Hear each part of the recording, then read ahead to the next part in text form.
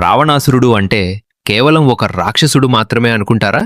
కాదు, సాక్షాత్తు పరమశివుడ్నే తన సంగీతంతో కదిలించిన మహాజ్ఞాని ఆయన.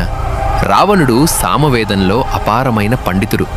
ఒకసారి శివుణ్ణి తన గానంతో మెప్పించాలని గట్టిగా నిర్ణయించుకున్నాడు.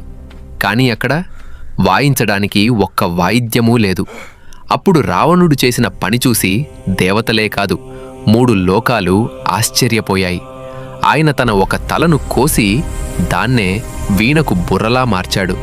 తన ఒక చేతిని దండంలా అమర్చి తన శరీరంలోని నరాలనే తీగలుగా మార్చుకున్నాడు.